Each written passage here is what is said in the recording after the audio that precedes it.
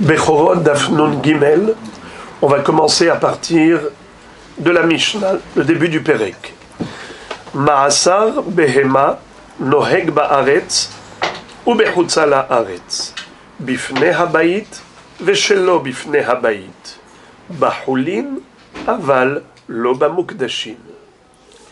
Cette Mishnah, ce Perek, va traiter du sujet de Ma'aser behema. Qu'est-ce que c'est que Ma'aser behema? La dîme que l'on prélève d'un troupeau de bêtes, que ce soit du gros bétail ou du menu bétail. Il faut faire passer par l'enclos, par le portique de l'enclos, les bêtes, une à une. Et le berger, le propriétaire, va prendre un pinceau qu'il aura trempé dans un pot de peinture rouge, et il les fait défiler les unes après les autres, et il va entacher de peinture rouge la laine de la 10e bête. Le 10e mouton ou le 10e bœuf seront marqués par le signe rouge pour indiquer que cette bête a été sanctifiée. Désormais, il va falloir l'offrir comme sacrifice. Qui est-ce qui va l'offrir comme sacrifice? Le propriétaire. Il apporte au Beth Amikdash, les Kohanim vont asperger le sang de cette bête après la shrita, ils vont consumer les graisses convenablement, et ensuite la chair, la viande, sera consommée par le propriétaire.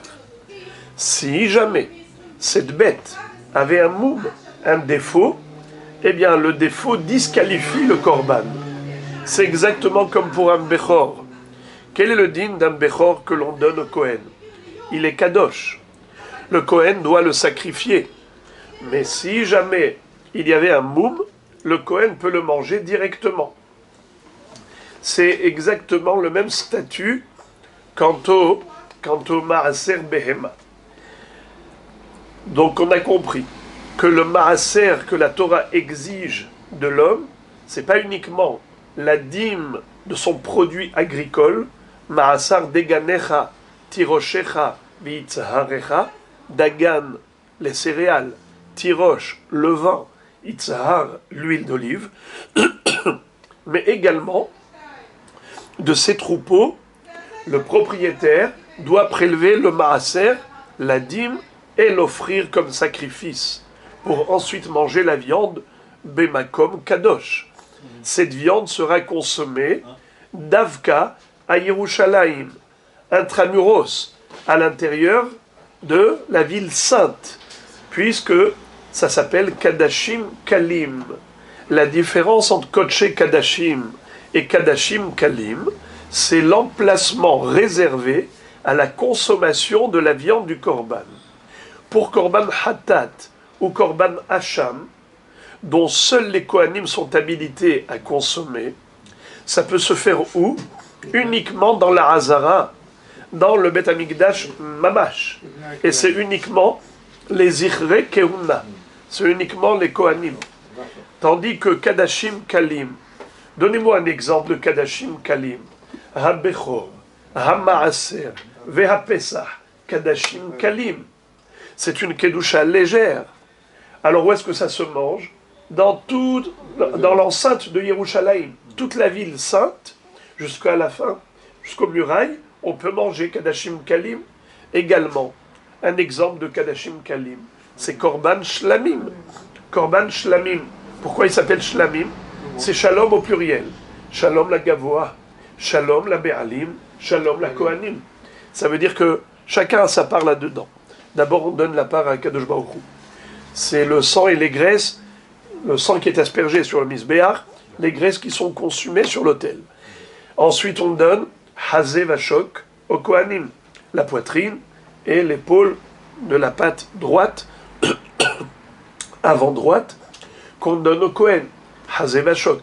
Et le reste de la viande est consommé par le propriétaire du Korban Shlami. Alors, Ma'aser Behema, la dîme que l'on prélève des troupeaux, donc la 10e bête, on fait passer toutes les bêtes au travers du portique, et la 10e bête, on la marque d'un signe rouge, une peinture rouge en disant Ze Ma'aser Behema, toutes ces bêtes-là, on les emmène ensuite à Yerushalayim, au Beth Amikdash, on allait les sacrifier et ensuite consommer la viande.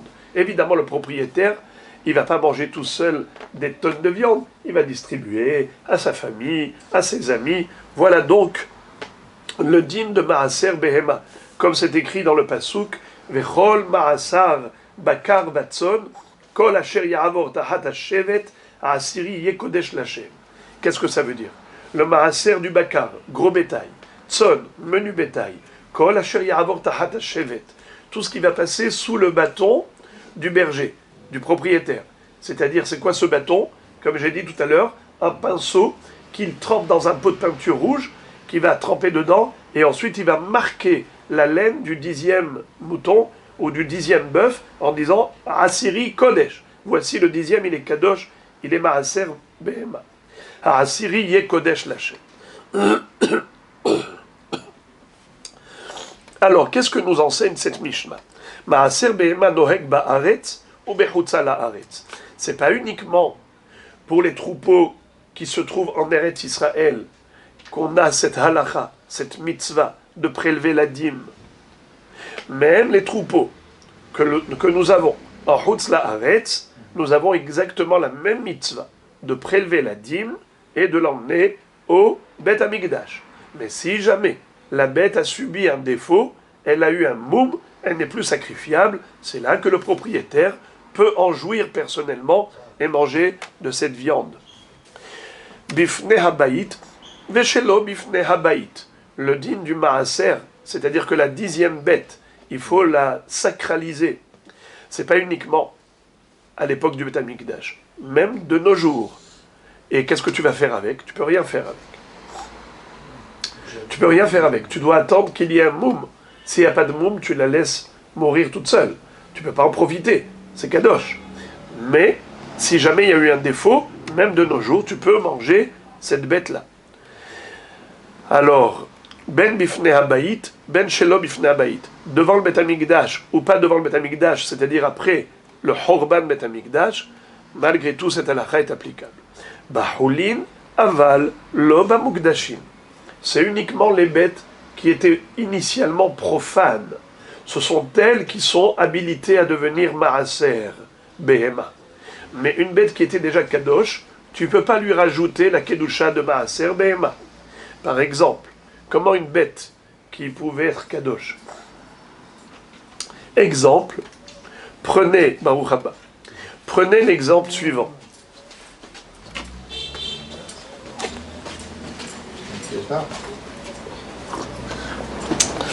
Quelqu'un avait déjà offert au Beth Amikdash un korban shlamim. D'accord? Donc la bête, elle est déjà kadosh. Maintenant, qu'est-ce qu'il veut faire, ce bonhomme? Il a par exemple 9 bêtes. Il se dit, pour être hayav de maaser, il faut obligatoirement qu'il y ait combien de bêtes? 10. Oh, s'il n'y a pas 10 bêtes, comment tu vas être hayav de maaser? Donc, qu'est-ce qu'il a? Lui, il a 9 bêtes profanes. Il dit, il me manque juste une. Qu'est-ce qu'il fait? Il prend son korban shlamim et il associe aux 9 bêtes. Maintenant, ça lui fait 10. Il dit, allez, maintenant, on va faire défiler au travers du portique de l'enclos toutes les bêtes. Peut-être que la 10e bête ne sera pas le korban shlamim. Mais elle est potentiellement celle qui va pouvoir passer comme 10e bête. À Asiri et Kodesh. Comme cette bête, elle est déjà kadosh, il n'y a pas de Kedusha sur Kedusha. Voilà pourquoi elle est exclue de la mitzvah du maaser. Cette bête-là qui est déjà kadosh ne peut pas faire partie du maaser. Venoheg babakar ou batson. Très bien. Alors la Mishnah continue et nous dit Bahulin avalo bamukdashim. La notion de maaser behema ne peut reposer que sur des bêtes qui étaient initialement profanes, pas celles qui étaient déjà sacralisées. Encore, Benoheg babakar ou batson, et cette halacha, cette mitzvah de prélever le maaser de son troupeau, c'est pas uniquement le menu bétail, c'est même le gros bétail. Bakar vatson. Ve'en mit'asserin mitze alze. Mais attention, lorsqu'on a besoin d'un troupeau, il faut qu'il soit homogène. Ça veut dire que quand tu veux faire le maaser, il faut que le troupeau soit ou bien de bakar, ou bien de tson. Soit tu as 10 bœufs, soit tu as 10 moutons, mais tu ne peux pas prendre 5 bœufs et 5 moutons, constituer un troupeau de 10, et là maintenant tu vas les faire défiler une à une pour désigner la 10e bête comme maaser. Non, c'est ou bien tu as 10 bœufs ou 10 moutons. Ah, excusez-moi, pourquoi on dit 10 c'est 10% en même temps. Le maaser, ce n'est que si on a 10 bêtes. Si je n'ai pas 10 bêtes, je n'ai pas la possibilité de prélever un 10e. Parce que le 10e, qu'est-ce que j'en fais? J'en fais un korban. Si vous n'avez que 9 bêtes, comment vous allez avoir une bête korban? C'est pas possible. Est-ce que c'est un minimum de 10%, mais avec un minimum de 10 s'il il a 1000 bêtes? Minimum de 10. Un minimum de 10. À partir du moment où j'ai plus de 10, alors à ce moment-là, j'ai la mitzvah du maaser. D'accord, mais s'il a 1000, il va marquer toutes les 10 bêtes, il va marquer... Exactement. Et donc, on est bien d'accord, c'est bien les 10% qu'il amènera ou pas? Tout à fait. Mais... Il faut avoir 10 pour du pourcentage. Oui, non, mais ce que je voulais dire par là, qu'on ne mélange pas les bœufs avec les moutons. Je donne un exemple plus concret, par exemple 5 moutons et 5 bœufs. Mais vous avez raison que ça peut être pareil, 500 bœufs et 500 moutons, on ne mélange pas. Pourquoi? Parce qu'il faut faire défiler la même catégorie. Et la 10e bête est sanctifiée.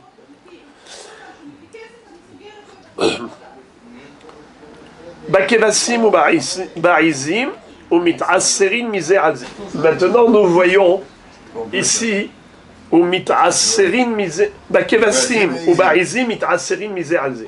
Bœuf, qui est gros bétail, et mouton, qui est menu bétail, c'est vrai que c'est pas mélangeable. Par contre, mouton et chèvre, puisque ça appartient à la même catégorie qui s'appelle tson, is very good. Je peux avoir 5 moutons et 5 chèvres, ça me fait 10 menus bétail, zebet seder. La 10e bête qui passe par le portique sera désignée comme un serbem. Bahadash ou bayashan. Ve'enan mit'asserin mize alze. Qu'est-ce que c'est que Hadash et Yashan? Nous savons que le maaser est annuel. Chaque année, on doit prélever la dîme de la production annuelle. Comme il est écrit dans le Passouk, Aser te aser, et kol tevu adzarecha hayotse hasade, shana shana. Chaque année est son maaser. Qu'est-ce qui définit la limite, la frontière pour dire jusque-là, c'est la production annuelle de l'année dernière, et à partir de là, c'est la production de l'année suivante. Qu'est-ce qui délimite le début de l'année? C'est Rosh Chodesh Elul, pour les animaux. Pour la production agricole, pour les arbres par exemple, on a Tu Bishvat. Tu Bishvat, c'est Rosh Hashanah la Ilanot. Bon. Bahadash ou Bayashan, ve'enan mit'asserin mize alze. On ne peut pas mélanger, par exemple, 5 bêtes de l'année dernière et 5 bêtes de l'année suivante et dire voilà, maintenant j'en ai 10 et je les fais passer tous ensemble. Non, il n'y a pas de mélange possible du Yashan et du Hadash.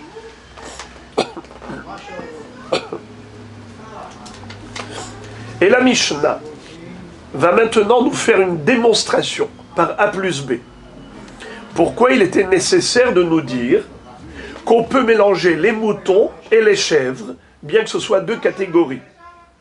Car nous aurions pu croire que ce n'est pas du tout assimilable. On ne peut pas les mélanger.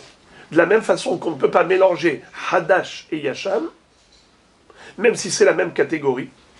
Pour cette même raison, on ne peut pas mélanger mouton et chèvre. Pourquoi? J'aurais pu penser ainsi. Chez Haya Bedin, car j'aurais pu raisonner avec logique. Comment? Par un raisonnement de Kal Vachomer. Uma ima hadash vehayashan. She'enan kil'aim ze bazé. Enam mit'asserin mize alze. Kevasim ve'izim. Shehem kil'aim ze bazé. enodin shelo yehu mit'aserin mize al ze, Talmud lomar, vatson, mashma, kol tson ehad. Qu'est-ce que ça veut dire? J'aurais pu dire que c'est sûr qu'on ne peut pas mélanger les moutons et les chèvres. Pourquoi? Car si déjà on ne peut pas mélanger la production annuelle du Yashan de l'année dernière avec la production de l'année suivante, bien que ce soit la même catégorie, et il n'y a pas de Issour de Kil'aïm, j'ai le droit d'accoupler des bêtes de l'année dernière avec des bêtes de l'année suivante. C'est sûr, si même ça, je ne peux pas les mélanger, à plus forte raison que je ne peux pas mélanger des moutons et chèvres, puisque je ne peux pas les accoupler. Il y a un Issour Kil'aïm. Comment la Torah nous dit qu'on n'a pas le droit d'accoupler deux espèces?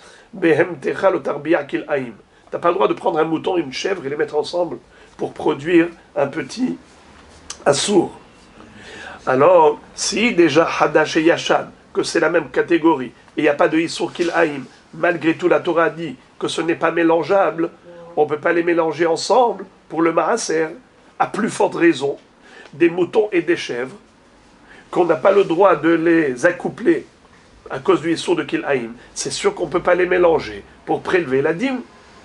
Donc j'aurais pu raisonner ainsi. C'est pour ça que la Mishnah vient te dire non, c'est moutard de les mélanger. Il n'y a pas de problème. Tu peux prendre 5 moutons et 5 chèvres, tu les mets ensemble, et la 10e bête, c'est Maaser. D'où tu la prends? Chol Maasar Bakar Vatson. Tson, Tson Ehad. Le nom de menu bétail, c'est pas seulement les chèvres ou pas seulement les moutons, c'est les deux. Donc, du fait que la Torah a donné un nom générique, menu bétail, tu peux mettre toutes les catégories de menu bétail ensemble, il n'y a pas de problème. Fin de la Mishnah, commençons la Gemara. Limamat nitin delo kerabi Akiva. Au début de la Mishnah, nous avions dit que le din de Maaser Behema s'applique même en Chutz La'aretz. Si je suis propriétaire d'un troupeau en Chutz La'aretz, j'ai le devoir de faire défiler le troupeau au travers du portique, de l'enclos, pour désigner la 10e bête comme Maaser Behema et la porter à Jérusalem et l'offrir comme sacrifice. C'est ce qu'on a compris de la Mishnah. Si c'est ainsi, il est sûr que Rabbi Akiva n'est pas d'accord avec cette Mishnah, puisque lui, Rabbi Akiva nous a enseigné le contraire. Et il nous a dit qu'il n'y a pas le din de Maaser Behema pour des troupeaux de Chutz La'aretz. D'Etania, comme on le voit dans la braïta suivante. Rabbi Akiva Omer, Yachol, Ya'ale Adam Maaser Behema, Mechutz La'aretz, Veyakrivenu, Talmud Lomar, Vahavetem Shamma, Olotechem Vezivhechem, Ve'et Maaserotechem. Bishte Maaserot HaKatuv Medaber, Ehad Maaser Behema, Ehad Maaser Dagan. Mimakom she'ata ma'ale Maaser Dagan, ata ma'ale Maaser Behema, ou mimakom she'i ata ma'ale Maaser Dagan, en ata ma'ale Maaser Behema. Rabbi Akiva fait une dracha. Il dit que la Torah, quand elle a parlé de Maaser Behema, elle a parlé au pluriel, en disant Vahavetem Shama, Rolotechem, Vezivhechem, et Maaserotechem. Vous apporterez au Beth Amikdash, là-bas, les korbanot rolot, les korbanot shlamim, ce qu'on appelle zevachim, et aussi les maasrot, c'est-à-dire maaser behema. Alors pourquoi elle a dit maaserotechem? Elle aurait pu dire maaserchem. Pourquoi maasrot? Pour dire bishte maasrot akatu medaber. Maaser dagan, maaser behema. Pour comparer le maaser behema au maaser dagan. Qu'est-ce que c'est que dagan? Céréales. Les céréales, on doit prélever 1/10, la dîme des céréales donnée au Lévi. Est-ce que ça s'applique aussi aux céréales de Chutz La'aretz? Évidemment que non. Mitzvot ateluyot ba'aretz, tout ce qui est lié à la terre, tout ce qui est agricole, ne s'applique qu'en Eretz Israël, pas en Chutz La'aretz. Alors la Torah compare maaser animal au maaser végétal. Comme le maaser du végétal ne s'applique pas en Chutz La'aretz, ainsi le maaser de l'animal ne s'applique pas pour le troupeau de Chutz La'aretz. Donc nous voyons clairement que Rabbi Akiva considère, Rabbi Akiva considère que le din de maaser behema ne s'applique pas en Chutz La'aretz. Alors comment la Mishnah nous a dit ben Maaser Behema Noeg Ba'aretz ou Bechutz La'aretz. Donc forcément, il y a une mahloket entre Rabbi Akiva et notre Mishnah. Ce sont deux Tanaïm qui sont opposés l'un à l'autre, a priori diamétralement opposés. La Gemara dit, ce n'est pas sûr du tout. Il est fort possible qu'il n'y ait aucune mahloket entre les deux. Il est possible que Rabbi Akiva soit d'accord avec notre Mishnah. Mais chacun a parlé d'autre chose. Afilutema Rabbi Akiva, kan li karev, kan li kadesh. Qu'est-ce que ça veut dire? Il y a deux notions. Il y a une notion de kedusha et il y a une notion de hakrava, korban. Le korban, c'est quoi? C'est une bête qui est d'abord sacralisée, deuxièmement sacrifiée. Au moment où on l'a réservée comme korban, on a fait régner sur elle une dimension de sainteté qui s'appelle kedushat korban. Mais ensuite, qu'est-ce qu'il faut faire? Tu prends cette bête, tu la montes à Jérusalem, tu la portes au Beth Amikdash, et le Kohen, il va la sacrifier. Eh bien, Rabbi Akiva considère que le Maaser Behema de Chutz La'aretz, il n'a qu'une seule des deux notions. Il est sacralisé, mais il n'est pas sacrifié. Ça veut dire que un propriétaire d'un troupeau en Eretz Israël, quand il va désigner la 10e bête comme Maaser Behema, il doit la porter à Yerushalayim et l'offrir comme sacrifice. Mais quand on est à Chutz La'aretz, le propriétaire du troupeau, il doit faire défiler tout le troupeau au travers du portique. Il doit désigner la 10e bête comme Kedosha, mais c'est pas pour autant que cette bête qui est Kedosha, il va l'amener à Yerushalayim et l'offrir comme sacrifice. Il la garde chez lui et il ne l'offre pas comme sacrifice. Et évidemment, la Gemara va poser la question, quel est l'intérêt? À quoi cela sert de dire qu'elle a une Kedosha de Korban et après tu ne peux pas la sacrifier? C'est la question que la Gemara va poser dans quelques secondes. Mais d'abord, on a compris que, en disant cela, il n'y a plus de mahloket entre Rabbi Akiva et la Mishnah. La Mishnah, quand elle a dit que Maaser Behema Noheg ben Ba'aretz ben Bechutz La'aretz, elle parle de la Kedusha de Korban. Rabbi Akiva qui a dit il n'y a pas de Maaser Behema en Chutz La'aretz, il parle de la Hakrava, du sacrifice, l'opération sacrifice. Donc il n'y a plus bichlal de discussion, il n'y a plus de mahloket, il n'y a pas d'opposition, il n'y a pas de divergence d'opinion. L'un a parlé de la première notion et l'autre a parlé de la deuxième notion. La Mishnah qui dit Maaser Behema Noheg ben Ba'aretz ben Bechutz La'aretz, de quoi parle-t-elle? Elle parle de la Kedusha. En effet. Mais Rabbi Akiva, quand il a dit il n'y a pas de Maaser Behema pour un troupeau de Chutz La'aretz, ça veut dire que cette bête qui est Kedusha, tu n'as pas la mitzvah de la monter, de la sacrifier en Eretz Israël. La Gemara dit, cette réponse, cette interprétation, c'est pas quelque chose qui est tiré par les cheveux. Ça paraît précis. Quelle est la preuve? C'est que Rabbi Akiva, quand il a cité le pasouk, qu'est-ce que dit ce pasouk? Vahavetem shama rolotechem, bezivhechem, et maserotechem. Vahavetem shama. Il parle bien de l'opération sacrifice. Il ne parle pas de la sacralisation, mais il parle du sacrifice. Vahavetem shama. Vous allez amener là-bas au Beth Amikdash vos sacrifices pour les offrir. Donc de quoi il parle? Il parle de l'opération culte sacrificielle et non pas simplement de la sanctification de la bête. Voilà, Rabotai, ce que nous avons compris maintenant comme explication. Et en effet, grâce à cela, on a évité de créer une mahloket inutilement. On n'a pas répondu à la question. La Gemara maintenant pose la question, elle dit Ihachi, mais ahar she'eno karev amay kadosh. Si finalement on n'a pas été jusqu'au bout du programme, on a sanctifié la bête comme korban et on ne l'a pas sacrifié, à quoi cela sert? La Gemara répond L'ene echal bemomo labe'alim. Qu'est-ce que ça veut dire? C'est pour nous dire que tant qu'il n'y a pas de défaut dans cette bête, le propriétaire n'a pas le droit d'en profiter, comme on n'a pas le droit de profiter de tout ce qui est sacré. Cette bête, elle s'appelle Kadosh. elle s'appelle korban. Quel est le din d'un korban en général? On n'a pas le droit d'en profiter. C'est hekdesh. Mais attention, comme pour tout maaser behema, si jamais il y a un défaut, la bête, désormais, n'a plus cette dimension de sacrifice, elle peut être mangée directement par le propriétaire. C'est ça ce qu'on veut nous dire. En Hutzla Haaretz, la bête que tu as désignée comme dixième, c'est de la dîme, c'est une kedusha. Tu n'as pas le droit d'en profiter. Mais, si jamais cette bête a subi un défaut, désormais, tu peux maintenant la manger. Tu peux le faire shrita et la manger. Ne'echal bemomo la be'alim. Grâce au défaut, le propriétaire pourra en profiter.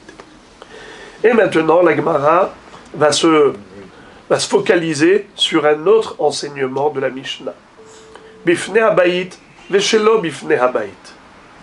On a dit que le maaser behema est une mitzvah applicable, pas uniquement à l'époque du Saint-Temple, mais même après la destruction du Beth Amikdash, cette mitzvah est encore applicable. Dans quel sens? Comme on vient de le dire, c'est que la bête, il faut la désigner comme dixième, comme maaser behema. Qu'est-ce que tu en fais? Tu peux rien faire. Tu attends. Si tu as de la chance, elle subira un défaut. Tu l'envoies au pâturage, elle va gambader n'importe où, elle va peut-être se blesser. Si elle se blesse et qu'elle a un défaut, un moum kavua, un défaut permanent, désormais, elle n'a plus de gdusha de korban, tu peux la manger. Sinon, il faut la laisser mourir toute seule, puisqu'elle est kadosh. La Gemara pose la question. Ihachi, afilu ha'idana, nami. Si c'est comme ça, même de nos jours, on devrait prélever le maaser behema de nos troupeaux. Or, selon la coutume, on ne voit aucun propriétaire de bêtes prélever, c'est-à-dire faire passer et faire défiler ces bêtes pour sanctifier la dixième bête. On n'a jamais vu ça. Pourquoi on n'a jamais vu ça? Pourtant, c'est écrit dans la Mishnah. C'est une mitzvah applicable à tous les temps. Réponse. Kede Rav Huna. De'amar Rav Huna. Gezera mishum yatom. Qu'est-ce que ça veut dire? Rav Huna nous dit que la raison pour laquelle nos maîtres ont annulé cette mitzvah, c'est parce qu'ils ont eu peur que les gens pensent qu'on peut compter dans le troupeau même des bêtes qui ne sont pas sacrifiables. Comme par exemple le yatom. Qu'est-ce que c'est que yatom? Yatom, ça fait partie des 5 bêtes disqualifiées du sacrifice. Par exemple, si la mère, au moment où elle a mis bas, la vache, quand elle a donné naissance au veau, elle est morte. Ce petit veau est né orphelin. Zepiresh lemita, ve zepiresh lehaim. La mère est morte, le petit a survécu. Dans ce cas, il s'appelle yatom. La Torah nous dit que ve'haya shivat yamim tahat immo. Il faut que le petit, au moment de la naissance, il ait une maman, il ait une mère. Si la vache est morte à la naissance, eh bien, ça s'appelle yatom. Il est disqualifié. Et Rashi nous cite les 5 sortes de bêtes qui sont disqualifiées. Regardez au milieu de la page, Rashi dit Gzera mishum yatom. Hachanami gezera.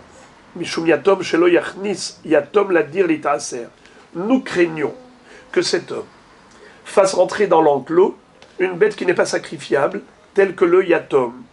De amar vematnetim. Hakol nichnasim ladir litaaser. Chutz mikil aim, utrefa, veyotse dofen, umechusar zman, veyatom. C'est-à-dire, on peut inclure et englober dans le troupeau toutes sortes de bêtes, sauf les 5 qui sont disqualifiés, tels que Kil Haïm. Imaginons qu'on a accouplé un mouton et une chèvre. Ça a donné un petit. Ce petit, il est le produit de Kil Haïm, d'un mélange, disqualifié en tant que korban. Bien que ce soit un issu de tzon, issu de menu bétail, pas caché. Terefa, une bête qui a été mutilée. Et le membre, l'organe qui a été amputé, c'est un organe vital. C'est-à-dire que maintenant, elle va mourir, cette bête. Tôt ou tard, elle va mourir dans le sens où elle est terefa. Elle a été atteinte dans l'un de ses organes vitaux. Et elle n'est pas cachère en tant que corban. Veyotse dofen, ou un petit qui est né par césarienne. Un petit veau qui est né par césarienne n'est pas cachère en tant que korban. Comme c'est écrit, Shor o kesev o ez ki ivaled ve'aya shivat yamim tahat imo umiyom hashemini val'a yeratse les korban ishel Hashem. Il faut qu'il naisse par voie naturelle et pas par le dofen, pas par la paroi, c'est-à-dire par césarienne.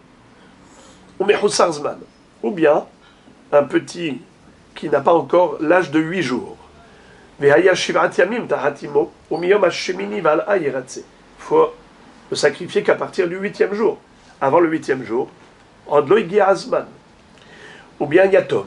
Qu'est-ce que c'est que yatom? C'est comme on l'a dit tout à l'heure. Zepiresh le mita, vezepiresh le haïm. Alors, qu'est-ce que nous craignons? Nous craignons que la personne, par erreur, fasse rentrer dans l'enclos même une bête qui n'est pas sacrifiable, telle qu'un yatom.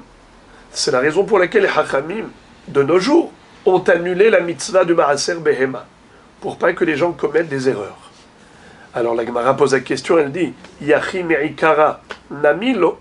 Je comprends pas. Pourquoi à l'époque du Beth Amikdash, c'était mieux qu'aujourd'hui?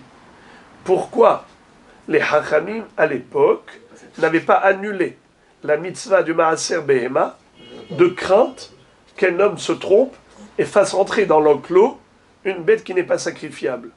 Si de nos jours, il y a une raison de craindre cette erreur, pourquoi initialement, à l'époque du Beth Amikdash, Hachamim n'avait pas annulé la mitzvah du Maaser Behema au même titre? J'ouvre une parenthèse pour rappeler une notion bien connue, c'est que Hachamim ont annulé la mitzvah de Maaser Behema de peur qu'un homme commette une erreur. Où est-ce que nous avions déjà vu que les hachamim peuvent annuler une mitzvah de peur qu'un homme fasse une avera?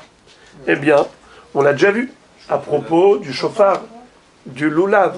Si Rosh Hashanah tombe Shabbat, on ne va pas sonner le shofar. Pourtant, Minatora, il n'y a aucun problème de sonner le shofar. En plus, c'est une mitzvah assez. Hachamim ont dit non, de peur qu'il transporte le shofar dans la rue. Arba Amod Bershut Harabim, et il va faire la avera de Hotzah.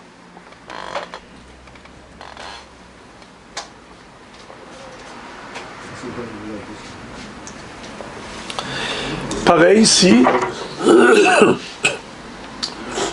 le premier jour de Sukkot tombe Shabbat, eh bien on ne prendra pas le lulav. Pourtant, le premier jour, c'est Minatora, ou le kartem lachem bayom arishon peri ha'etz hadar, kapot emarim, ha'anaf ha'etz havot ve'arve nahal, smachtem mishne Hashem elokechem shivat yamim. Alors, comment est-ce possible que Hachamim ait annulé cette mitzvah de lulav quand Yom Tov tombe Shabbat? Réponse, la même chose. De peur qu'il le transporte dans la rue Arba Amod Bershut Harabim pendant Shabbat par oubli, par inadvertance, il va commettre une faute grave de Hilul Shabbat. Donc, Hachamim, ils ont un pouvoir d'annuler une mitzvah ta'aseh de peur qu'on arrive à une avera. En hébreu, ça se dit comme ça. Yesh koach biad Hachamim la'akor davar min haTorah beshev ve'al ta'aseh. Ça veut dire que Hachamim ne vont jamais te dire va faire une avera pour une raison quelconque, en étant actif. Juste, il te demande d'être passif. Ne fais pas la mitzvah du lulav, ne fais pas la mitzvah du shofar, shev et al ta'aseh, ne fais rien. Là aussi, ils t'ont dit ne fais rien, ne fais pas la mitzvah du maaser behema. Pourquoi ils ont interdit? De peur que tu fasses mal, que tu fasses rentrer un yatom dans l'enclos. La Gemara dit, mais pourquoi à l'époque on n'a pas eu peur de cela? À l'époque du Beth Amikdash, aussi, cette erreur aurait pu être commise au même titre qu'aujourd'hui. Réponse, et là, Efshar Be'achraza, Achanami Efshar Be'achraza. À l'époque, pourquoi ils n'ont pas eu peur? Parce qu'ils ont compté sur la publication. Achraza. Qu'est-ce que ça veut dire? On dit aux gens, Moraï Verabotaï, écoutez bien, la halakha doit être claire dans votre esprit. Jamais n'introduisez un yatom dans votre troupeau au moment du défilé, lorsque vous allez faire défiler le troupeau par le portique pour désigner le Maaser Behema, surtout pas de yatom. C'est ce qu'on faisait à l'époque. La Gemara dit bien, même aujourd'hui, tu peux faire la même chose. Pendant la veillée de Shavuot, comme avant-hier, tu fais, au moment où tout le monde est là, yatom assour. Ça ne peut pas être ça la raison. Et la Maraba, Mishum Takala. La Gemara donne une excellente réponse. Elle dit, de nos jours, on ne peut pas offrir ce Maaser Behema comme sacrifice au Beth Amikdash. À l'époque du Beth Amikdash, tu pouvais l'offrir comme sacrifice. Aujourd'hui, non. Quelle est la différence? La différence, c'est que cette bête-là, elle va circuler parmi nous. Elle va gambader. Elle va se retrouver longtemps chez nous. Il pourrait y avoir facilement une erreur. Laquelle? C'est que quelqu'un oublie ou ignore qu'elle est kadosh. Et il peut la prendre et lui faire shrita et la manger.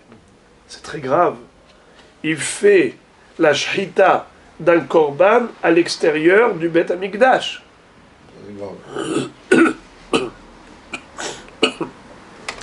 Ou bien, qu'est-ce qu'il peut faire aussi? Il peut, par exemple, la tondre. Cette bête, il va tondre la laine de la bête. On a le droit de tondre la laine d'un korban? Non. Et ainsi. Ou bien faire travailler la bête. On a le droit de faire travailler? Assour. Lo ta'avod bipror shorecha velo tagoz bechor tzonecha. La Gemara demande c'est bien beau de faire une gezerah, d'annuler une mitzvah de Maaser Behema, de nos jours, de peur que tu fasses une avera, de faire entrer un yatom dans le troupeau. Tu as peur d'une takala, tu as peur d'une erreur. S'il te plaît, tu as une preuve qu'il faut annuler une mitzvah de peur qu'on fasse une erreur comme celle-là? Encore, de peur qu'on fasse Hilul Shabbat. Je comprends. Tu annules une mitzvah ta'aseh, de peur d'arriver à un Issour lo ta'aseh qui est très grave. Mais là, il va peut-être tondre la laine. Il va peut-être faire travailler la bête. À cause de ça, tu annules complètement une mitzvah de Maaser Behema. En plus, quand tu annules le shofar, tu annules la mitzvah du lulav. C'est une fois de temps à autre, car c'est pas chaque année que ça tombera à Shabbat, le premier jour. Tandis qu'ici, c'est tout le temps. Pendant 2 millénaires d'exil, tu as annulé une mitzvah. Pendant 2 millénaires d'exil, de Maaser Behema, de peur que le bonhomme il se trompe et qu'il fasse entrer un yatom dans son troupeau. D'où tu sais que, oui en effet, on a le droit d'annuler une mitzvah de peur qu'on arrive à une takala. Détania. On l'apprend de la baraïta suivante. En magdishim, ve'en ma'arichim, ve'en maharimin, bazeman hazeh, ve'im igdish ve'arich ve'herim, behema te'aker, perot ksut vekelim irakevu, maot ukle matachot, yolich leyam melach. Ve'ezeu ikur, noel delet befaneha ve'imeta me'eleha. En effet, de nos jours, on n'a pas le droit de sanctifier des objets pour les offrir au Beth Amikdash. Ve'en ma'arichim, on n'a pas le droit d'offrir le erech d'une personne au Beth Amikdash. À la fin de Parashat Bechukotai, on retrouve la paracha de Arachim. Qu'est-ce que c'est que Arachim? On l'a déjà rappelé une fois. C'est que on peut dire, je voudrais offrir au Beth Amikdash le erech peloni, la valeur d'un tel. Alors combien c'est la valeur d'un tel? Si c'est erech, alors c'est pas en fonction du marché des esclaves. Ça c'est s'il a dit damim, je voudrais offrir damim. Mais s'il a dit erech, C'est pas une valeur relative, c'est une valeur absolue. C'est un montant fixé par la Torah. Si par exemple il va dire je voudrais offrir le RR de cet enfant au Beth Amikdash, si l'enfant a entre 0 et 5 ans, c'est 5 shekels. Entre 5 et 20 ans, c'est 20 shekels. Entre 20 et 60 ans, c'est 50 shekels. Au-delà de 60 ans, c'est 15 shekels. Ça, c'est Arachim. De nos jours, on n'a pas le droit de dire je voudrais offrir au Beth Amikdash mon RR ou le RR d'un tel. Pourquoi? Cet argent-là, tu vas le laisser ici. Tu ne peux pas l'apporter au Beth Amikdash puisque le Beth Amikdash n'est pas encore reconstruit. Donc cet argent va se retrouver dans le cadre de la vie commune. Quelqu'un par erreur peut ignorer que cet argent est kadosh, il va l'utiliser à des fins personnelles. C'est ce qu'on appelle de la profanation du sacré. De ce fait, Hachamim ont dit, il ne faut surtout pas être ma'arich, ou être makdish, ou être maharim, herem lachem. Tu n'as pas le droit de consacrer à Dieu un objet. Zemanazé, de nos jours où on n'a pas le Beth Amikdash. Maintenant, si jamais la personne a transgressé ce issour et elle s'est permise d'enfreindre l'institution rabbinique, les Hachamim ont été très loin. Ils ont été jusqu'à dire que ces fruits qu'il a sanctifiés ou cette bête qu'il a sacralisée, on laissera la bête mourir. On va laisser les fruits pourrir. Ou bien si c'était un objet métallique, on le mettra dans le Yam HaMelach. Qu'est-ce qu'il y a dans le Yam HaMelach? Eh bien, là-bas, le sel de la mer morte va ronger le métal jusqu'avec cette érosion-là, le dissoudre. Ça veut dire que personne ne pourra y accéder. En plus, personne ne va en dessous de Yam HaMelach. C'est comme ça que cet objet disparaîtra de la circulation. En tout cas, les Chachamim ont dit que ces objets-là seront voués à la disparition, alors qu'ils sont sacrés. Et pourquoi les Chachamim ont fait cela? Parce qu'ils ont eu peur que les gens se servent de l'objet sacré. Donc nous voyons, à partir de cette baraïta, qu'en effet, les Chachamim ont le droit d'instituer des takanot pour empêcher la takala, qu'un homme par erreur se serve du sacré.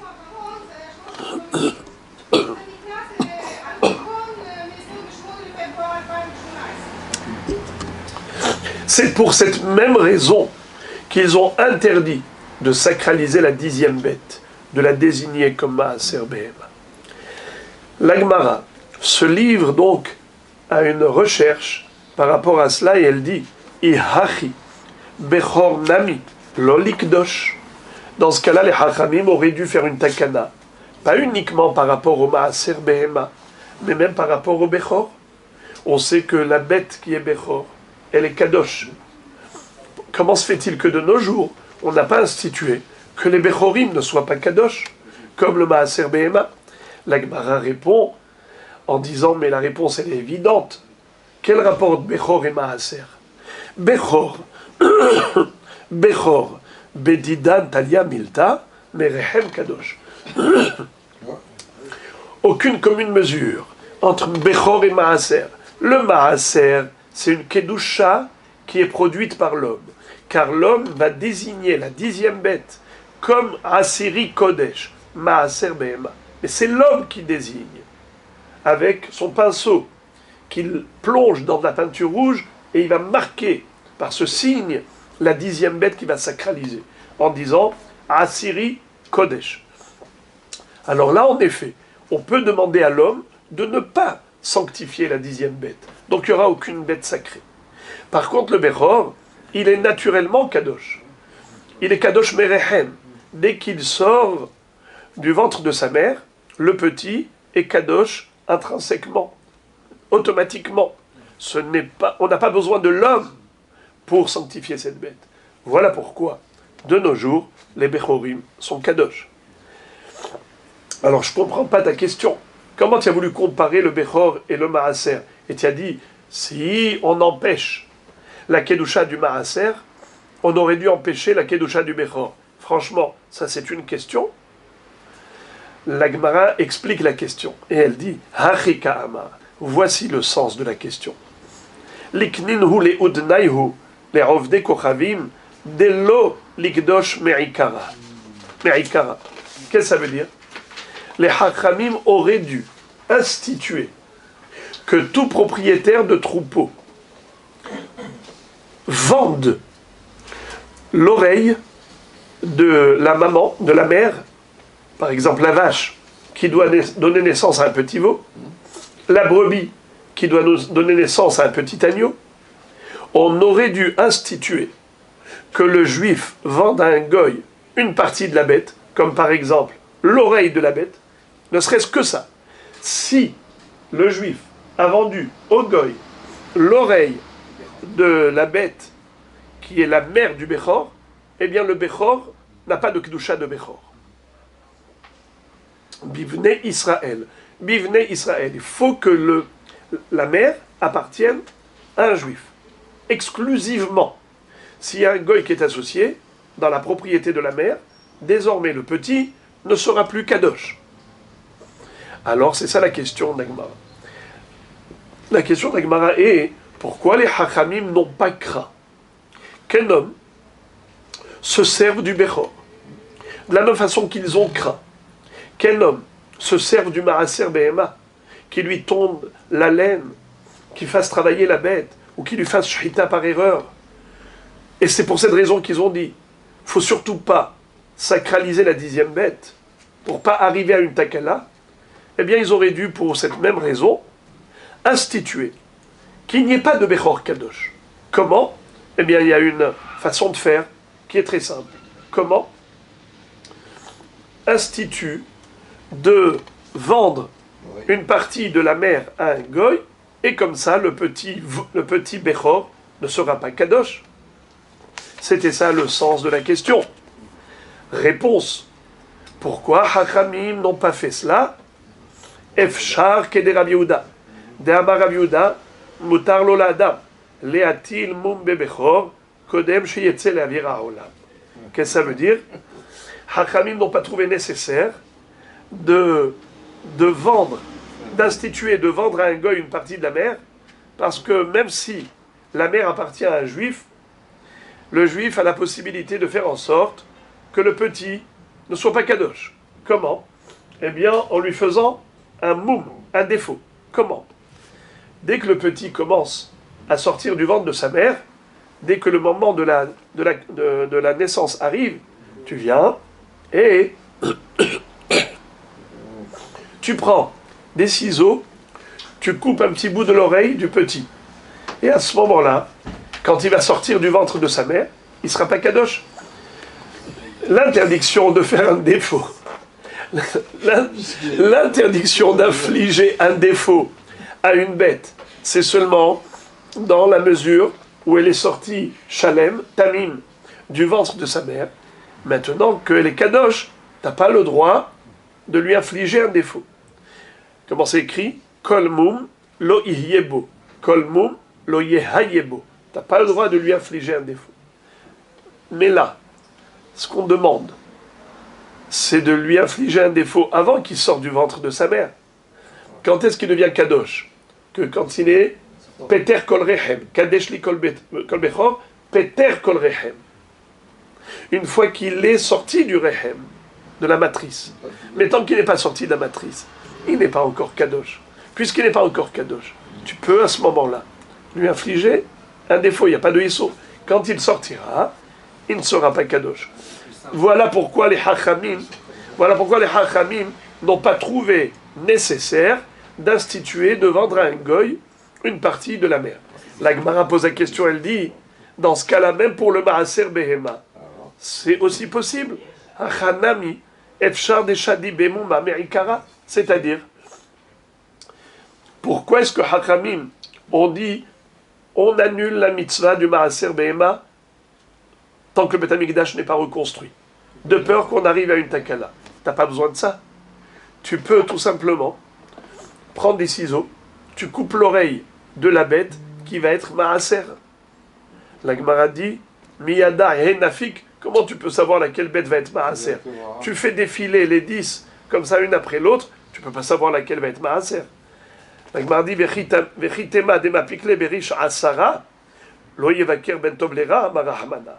C'est-à-dire, si tu vas dire qu'il va fomenter, il va programmer le 10e, il va dire comme ça, je fais sortir 1, 2, 3, 4, 5, 6, 7, qu'est-ce qu'il fait?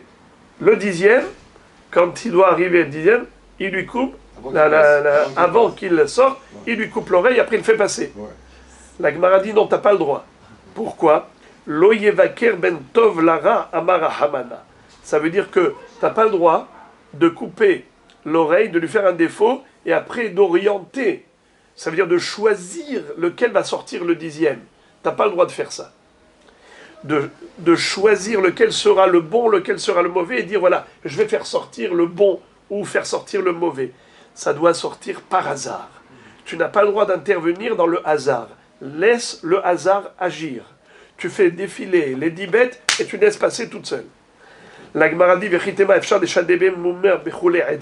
alors, il dit peut-être, tu sais quoi, les 10, tu leur coupes les oreilles. Tout le trouveau, tu coupes. Comme ça, tu es sûr qu'à la fin, le 10e, c'est vrai qu'il va sortir par hasard, mais comme par hasard, il est aussi avec un môme, avec un défaut. La Gemara dit, ça, c'est pas une bonne solution. Pourquoi?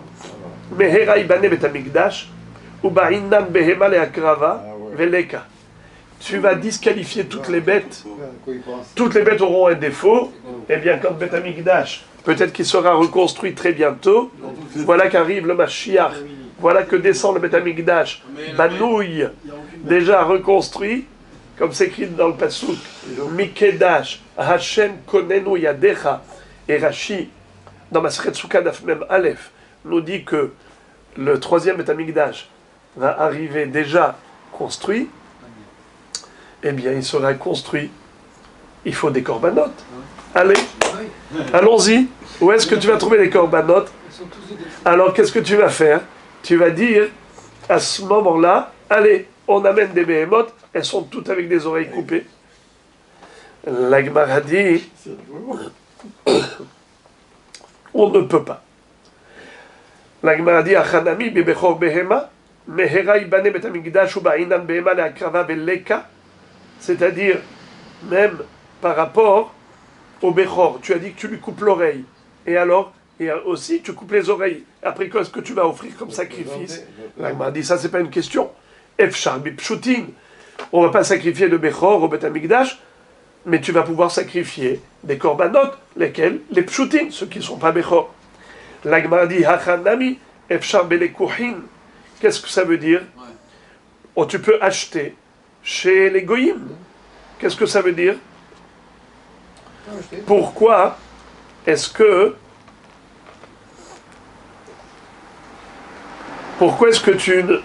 tu dis que on ne peut pas disqualifier toutes les bêtes en leur coupant les oreilles à toutes? Pourquoi? Parce que si le Beth Amikdash est reconstruit, tu n'auras plus de bêtes à sacrifier. Si c'est ça le risque, eh bien tu vas acheter chez les goyim des bêtes qui n'ont pas subi de défaut. Alors pourquoi Hachamim ont annulé complètement la mitzvah de Maaser? Ils n'auraient pas dû annuler la mitzvah de Maaser. Ils auraient dû dire simplement, tu leur coupes les oreilles et tu les fais passer par l'enclos. La Gemara dit comme ça, Kevan de Ihusha debe muma bekule edre, ou shriche mume de psile bekodashim, de afilu dokim shebahain name pasle, lo shechiche. Qu'est-ce que ça veut dire? Étant donné que tu vas instituer de disqualifier toutes les bêtes qui sont chez les Juifs, toutes les bêtes, qu'est-ce que tu vas dire? Si le Beth Amikdash est reconstruit, on pourra acheter ailleurs des nouvelles bêtes. Mais tu sais que ces nouvelles bêtes, elles-mêmes, elles sont vulnérables. Nous avons appris dans Parashat Emor toute une série de défauts qui disqualifient la bête. Elle ne peut pas être sacrifiée comme korban. C'est quoi qui disqualifie une bête? N'importe quel défaut. Afilut dukin shebahain. Même une taie dans l'œil ça peut, même une cataracte, ça la disqualifie.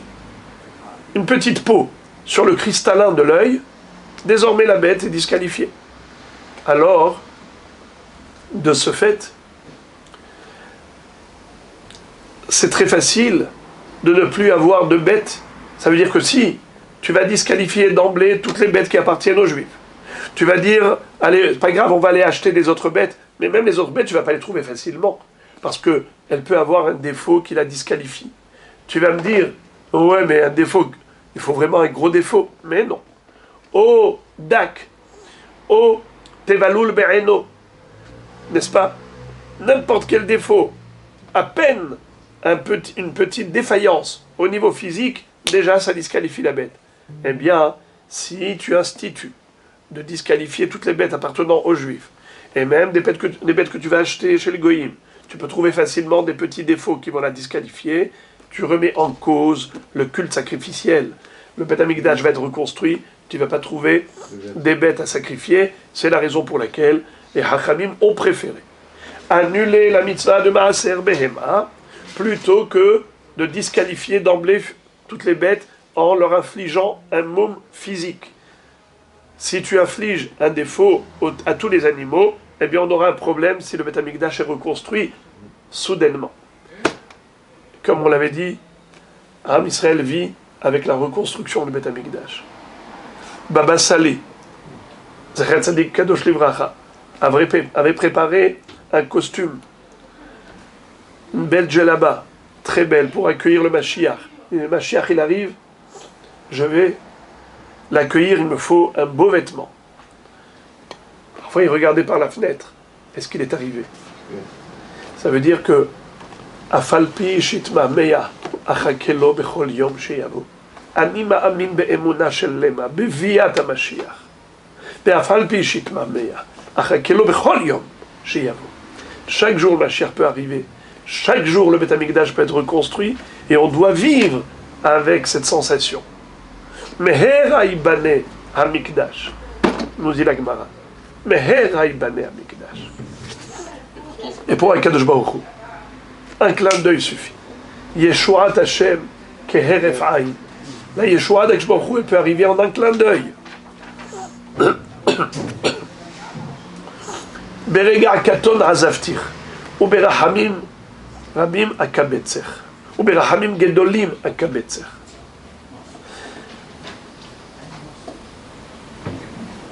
Toute cette galoute va nous paraître comme Rega Katon. Beshuv Hashem et Shivat Zion, Hainu Keholmim. Quand Akadosh Baruch Hu reviendra à Zion et va rétablir le Beth Amikdash, va ramener Am Israël à l'Admatam et tout Am Israël qui sera là pour servir Akadosh Baruch Hu dans le Beth Amikdash, à ce moment-là, on aura l'impression que les 2 millénaires de galoute c'est passé comme un rêve. Mais Shuv Hashem et Shivat Zion, Hainu Keholmim. La Gemara raconte dans Maseret Ta'anit qu'il y avait un grand tzaddik. Il s'appelait Honi HaMe'agel. Honi HaMe'agel, il n'a pas compris ce pasouk. Il a dit, mais combien de temps a duré Galout Bavel? 70. Ça a duré 70 ans. 70 ans de Galout Bavel, entre le premier et le deuxième Beth Amikdash, et tu dis Hainu Keholmim, c'est passé comme un rêve. Depuis quand un homme rêve pendant 70 ans? Tu as déjà vu quelqu'un qui rêve pendant 70 ans? Alors, il ne comprenait pas ce pasouk. Akadosh Baruch Hu lui a permis de comprendre que oui, c'est possible de rêver pendant 70 ans. Comment? Eh bien, un jour, il passe devant quelqu'un qui est en train de planter un caroubier. Et il lui dit, dis-moi, tu sais combien de temps ça dure un caroubier pour donner ses fruits? C'est-à-dire, il faut le laisser et attendre pour qu'il donne ses fruits. Il lui a dit, ça met 70 ans. Alors il dit, alors pourquoi tu plantes? Il lui dit, moi j'ai trouvé un monde avec des caroubiers, grâce à mon grand-père, pourquoi je ne penserai pas à mon petit-fils? Je pense à lui, je ne suis pas égoïste. Alors je plante ce caroubier. Très bien. Satisfait de la réponse. Honi HaMe'agel va et voyage avec son ânesse. Son ânesse était enceinte. Et voilà qu'il traverse la forêt, et Akadosh Baruch Hu fait en sorte que Honiam Hagel soit fatigué, et il sente le besoin d'aller se reposer. Qu'est-ce qu'il fait? Il attache son ânesse au tronc de l'arbre, et il va se reposer. Il s'allonge sur la pelouse, il s'endort. Akadosh Baruch Hu va créer un genre de muraille de rochers tout autour de lui, et lui il reste à l'intérieur, avec son ânesse à proximité. Et voilà qu'elle a donné naissance à des petits. 1, 2, 3. Ces petits donnent naissance à des petits. Plein de troupeaux d'ânesses et d'ânes, de hamorim. Lui, Honiam Hagel dort. Il dort combien de temps? 70 ans. Il se réveille. Il voit tout ça, il dit, mais qu'est-ce qui se passe là? Je comprends rien. Il dit, tiens, bizarre. Il rentre chez lui. Il va dans la ville, mais il voit que tout a changé.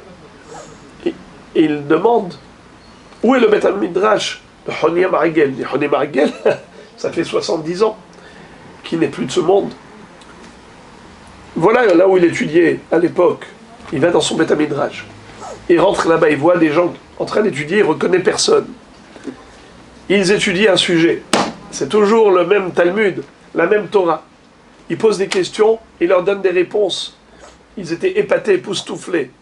Ils ont dit Nehirin Shmateta, Kebime Honiam Hagel. Aujourd'hui, on arrive à comprendre avec tellement de limpidité la Sugya, comme on nous a raconté que ça se passait à l'époque de Honiam Hagel. Lui était tellement clair dans son étude que les gens comprenaient avec clarté. Alors, qu'est-ce qui va se passer? À ce moment-là, il va dire « Je suis Honiam Hagel ». Et on dit « Ça va pas ». Apparemment, c'est un illuminé, ce monsieur. Il se prend pour Honiam Hagel. Il est pas mal, c'est là. Il leur dit « Je suis Honiam Hagel ». Personne n'a cru. 70 ans se sont écoulés depuis qu'il n'était plus de ce monde, selon eux. Il a dit, j'ai compris que 70 ans se sont écoulés. J'ai compris le pasouk. Si le pasouk dit Ainu keholmim, il ne faut pas remettre en cause. On peut rêver pendant 70 ans. Et il a dit à Kadosh Baruch Hu, O havruta, O mituta, ou bien que je sois reconnu dans la société, ou bien reprends-moi. Il a demandé à Kadosh Baruch Hu de le reprendre. Et en effet, c'est ce qui s'est passé. Il est nifta. Vous savez pourquoi il s'appelait Honiam Hagel? Honiam Hagel parce que au moment où il y avait de la sécheresse, on allait le voir, le consulter pour le solliciter, qu'il prie Hachem, pour qu'il envoie la pluie. Un jour, la sécheresse était trop longue. Il a pris un bâton, une canne, il a tracé un cercle, il s'est mis au milieu. Il a dit à Kadosh Baruch Hu, tant que tu n'envoies pas de la pluie, moi, je ne sors pas de là. La pluie est tombée.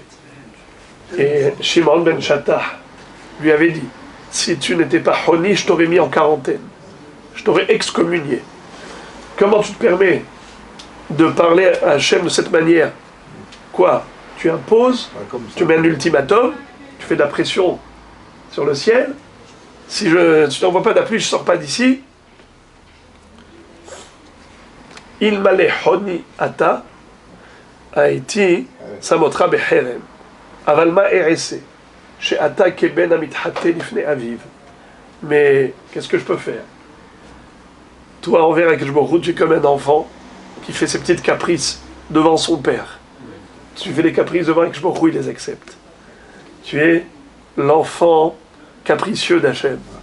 Eh bien, Honiam Hagel n'a pas compris cette notion que toute la galoute va nous paraître comme un rêve.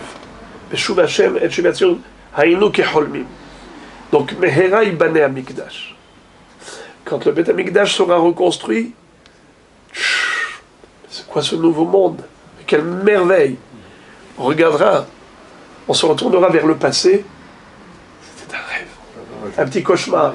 Mais maintenant, on va vivre, mener la vraie vie. Voilà donc. La Gemara dit que c'est la raison pour laquelle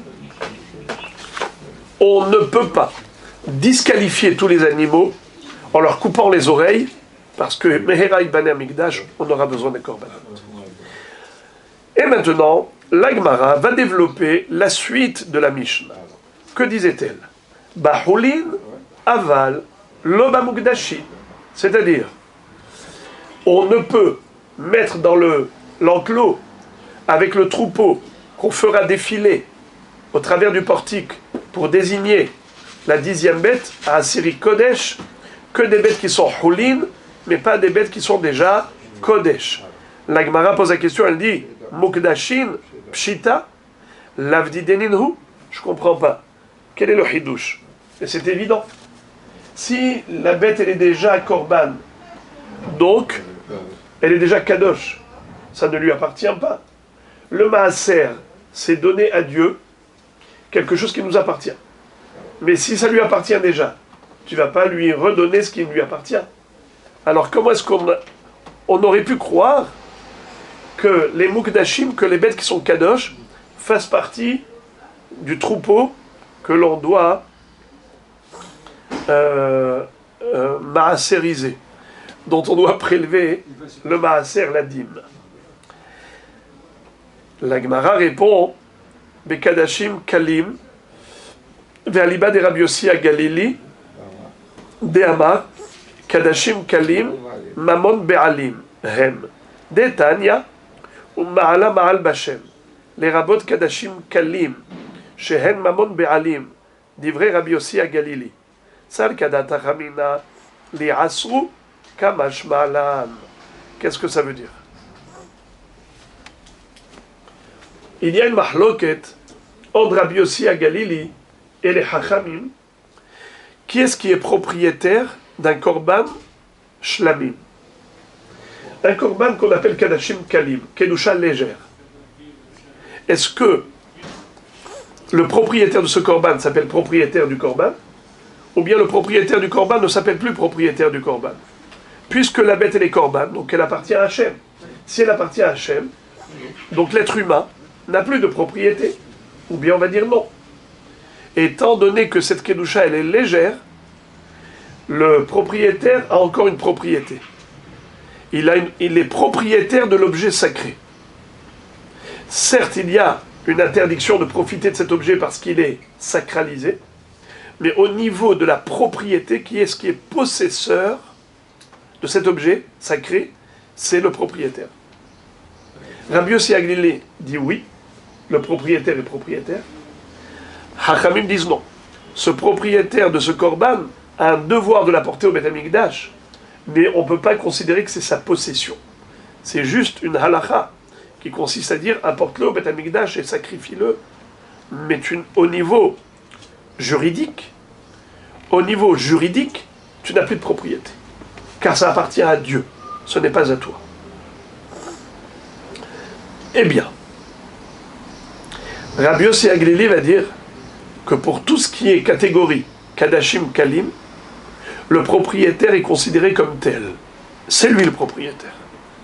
Par conséquent, là, on aurait pu croire que dans le cadre du Maaser, que l'on doit prélever de son troupeau, eh bien on pourrait mettre des bêtes qui sont Kadosh, Shlamim par exemple.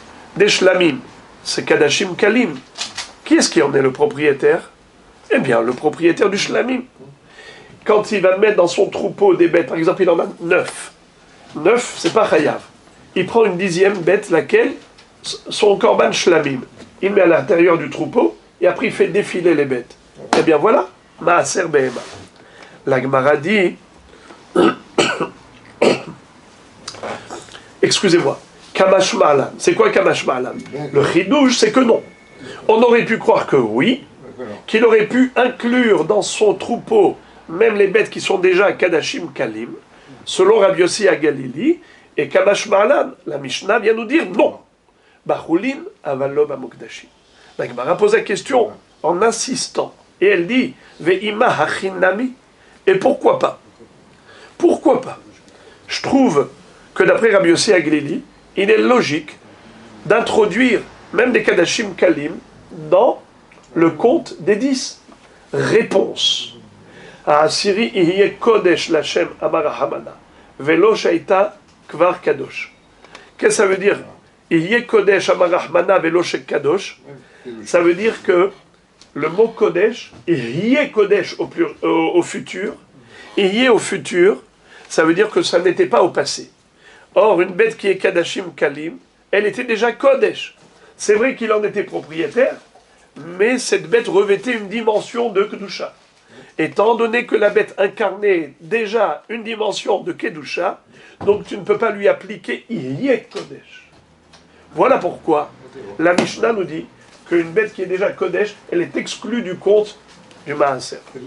Alors la Gemara dit Tama dekata Abrahamana ihyeh kodesh halavachi hava amina hayla kedushat maaser ilavayu ashta kedusha hamura kedusha kala lo hayla kedusha kala mibaya. La Gemara s'étonne de la nécessité d'un pasouk pour exclure kadashim kalim selon Rabbi Yossi Aglili.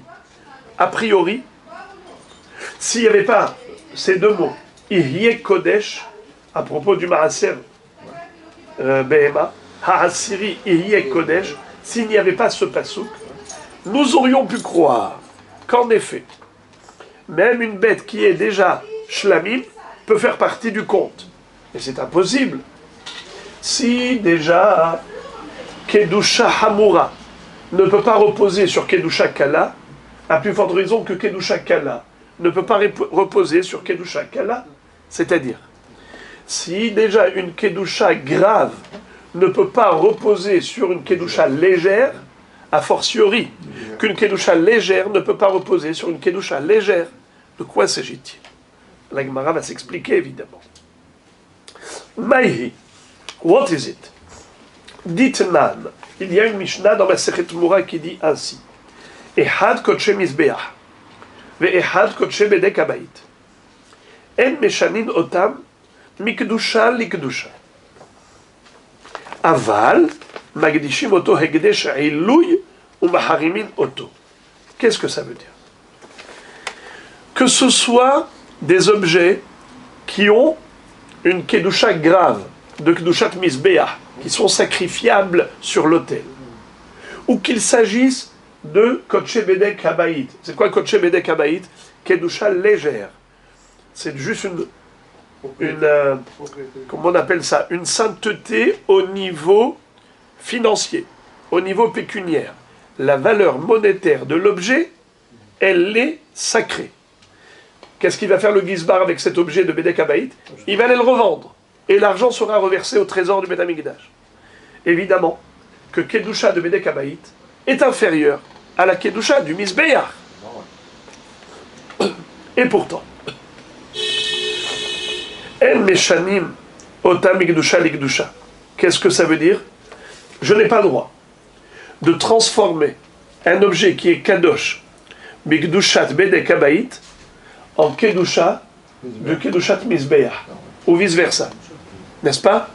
Ça veut dire que tu n'as pas le droit même d'élever la Kedusha légère au niveau de la Kedusha Hamura. N'est-ce pas? Donc on ne peut pas faire régner et faire reposer une Kedusha sur une autre. Même Kedusha supérieure sur une Kedusha inférieure. Alors, dans les deux sens. Alors je ne comprends pas pourquoi tu avais besoin d'un pasouk. Pour me dire qu'on ne peut pas, même selon Rabbi Yossi Aglili, introduire dans le troupeau un objet qui était déjà kadosh, c'est-à-dire un mouton qui était déjà shlamim. Mais c'est évident. S'il était déjà shlamim, alors comment tu vas le rendre maaser? Shlamim, c'est kadashim kalim. Maaser, c'est kadashim kalim. C'est évident que tu ne peux pas faire reposer une kedusha kala sur une kedusha kala, car même une kedusha hamura, tu ne peux pas la faire reposer sur une kedusha kala, une kedushat mizbeach, sur une kedushat bedek habayit. Alors qu'est-ce que tu as besoin d'un pasouk pour me dire ihyeh kodesh velo shekvar kadosh? Question nucléaire. J'ouvre une parenthèse pour dire que aval magdishim oto hekdesh iluy umaharimin oto. Qu'est-ce que ça veut dire cette phrase? Cette phrase, elle veut dire que c'est vrai. Je n'ai pas le droit de transformer une kedusha et de la remplacer par une autre kedusha, ni dans le sens légère grave, ni Kedusha légère, Kedusha grave, ni Kedusha grave, Kedusha légère. D'accord. Mais il y a une chose qui est permise. C'est quoi? Ekdesh Ilouy. C'est quoi Ekdesh Ilouy? Ilouy, c'est-à-dire estimation de la valeur. Anima'ale bedamim. Dans le sens où on a le droit d'obtenir Tovat Hana'a. C'est-à-dire, un grand-père peut penser à son petit-fils. Le grand-père qui est Israël, il peut penser à son petit-fils qui est Cohen. Sa fille, mademoiselle Israël, s'est mariée avec monsieur Cohen. Maintenant, elle a un enfant, un fils qui s'appelle Cohen. Le grand-père, qu'est-ce qu'il est, Israël? Il dit à son voisin, dis-moi, ton korban ola, là, tu vas l'apporter au Beth Amikdash. Donne-le, s'il te plaît, à mon petit-fils qui est Cohen. Comme ça, c'est lui qui va faire son sacrifice. J'ai envie que ce soit lui qui opère le sacrifice du korban ola. Je te donne 100 shekels. Allez. Il a le droit de lui donner 100 shekels. Ça veut dire qu'on a le droit de profiter du sacré indirectement. Ça s'appelle Tovat Hana'a. Les à côté. Les petits à côté. Donc c'est vrai que la Kedusha, on n'a pas le droit de transformer, il n'y a aucune modification, mais les petits à côté, c'est permis. Alors, la question, on l'a comprise. Je ferme la parenthèse pour revenir à la question. Comment est-ce qu'on aurait pu imaginer que on aurait pu compter dans le troupeau, parmi les bêtes qui vont défiler au travers du portique, pour arriver au 10e qui est Maaser Behema, j'aurais pu introduire même des shlamim, des kadashim kalim, selon Rabbi Yossi Agdeli qui dit que ça appartient à l'homme. C'est pas possible, puisqu'on n'a pas le droit de transformer une kedusha par une autre kedusha, de remplacer une kedusha par une autre kedusha. Même pas kedusha kala, par kedusha hamura. À plus forte raison que tu ne peux pas transformer shlamim en maaser. Boum. Réponse. Maoud et tema. Hatam. Bechol behema. Lav le'ola kaima. Aval hacha de kol behema le maaser kaima. Afal gav de akdesha. Lopaka isura de maaser mina. C'est quoi le chidouche? On aurait pu croire que c'est vrai. On ne peut pas faire d'un objet qui est kadosh, qui est kadosh Mekdushat Bedek Abayit, tu ne peux pas transformer cela en rola. Tu ne peux pas, une kedusha kala, par exemple kadashim shlamim, kadashim kalim, tu ne peux pas transformer en rola. Je te l'accorde. Tu veux savoir pourquoi? Parce que chaque bête n'est pas forcément destinée à devenir rola. Par contre, chaque bête peut devenir maaser behema. Puisque... potentiellement. Bravo! Puisque tout le troupeau, on doit le faire défiler au travers du portique, toutes les bêtes que j'ai, on doit prélever le maaser behema. Et c'est laquelle qui peut être maaser behema? N'importe laquelle peut potentiellement devenir maaser behema. Donc, elle en est le potentiel de maaser. C'est la raison pour laquelle nous aurions pu croire que même une bête qui était déjà sacrée, on aurait pu faire reposer sur elle même la kedusha de maaser behema. Donc, m'a dit, mais elle est déjà sacrée. Qu'est-ce que tu vas la rendre encore sacrée sur sacrée? Je ne comprends pas. Il a dit oui. Il y a une halakha spécifique au maaser behema, c'est loï gael, mais loï macher. On ne peut pas vendre. On ne peut pas vendre le maaser behema. Regardez. La Gemara dit, les maïn afkamina, les lo, beloï macher ou beisur loï gael. Kamash ma'alam. Qu'est-ce que ça veut dire? Nous avons une halakha qu'il y a un issour formel de vendre le maaser behema ou de le racheter. La vze neemar le gabe maaser behema vous oser et pidiono. Ce issour là, comme ça dit Rashi, troisième des grandes lignes en bas. Les mikam alab eloï imacher veloï gael. Des shlamim havu bene pidion, kamash ma'alan ihye kodesh velo shekvar kadosh. C'est-à-dire que, excusez-moi, bene pidion kamash ma'alan ihye yavai hayla kedushat maaser ashlamim Halo Hamir Maaser Mishlamim. Dans le sens où nous aurions pu croire que le Issour du Pidyon qu'on retrouve, le Issour du Pidyon que l'on retrouve à propos du Maaser, le Issour de vendre ou de racheter la Kedusha avec de l'argent du Maaser, c'est quelque chose qui est spécifique au Maaser. Alors, c'était ça le Hidouche. On aurait pu croire que même Korban Shlamim peut rentrer dans l'enclos pour lui donner la Kedusha de Maaser. Et en quoi la Kedusha de Maaser est différente du Shlamim? C'est le Issour de Pidyon. Le Issour de Pidyon qui s'applique au Maaser, je l'aurais appliqué aussi au Shlamim. Kamash Malan que non. Pourquoi non? Parce qu'il était déjà Kadosh. Et alors la Torah nous dit, à Assyrie, Ihyeh Kodesh. Le Maaser, il sera Kadosh et pas celui qui était déjà Kadosh. Donc celui-ci qui était déjà Kadosh ne peut pas revêtir une dimension de sainteté supplémentaire qui correspond à la Kedusha du Maaser, qui va faire en sorte que il ne pourra pas être Nifdab et Pidyon. Le Maaser Behema ne peut pas avoir de Pidyon. C'est ça le Hidouche.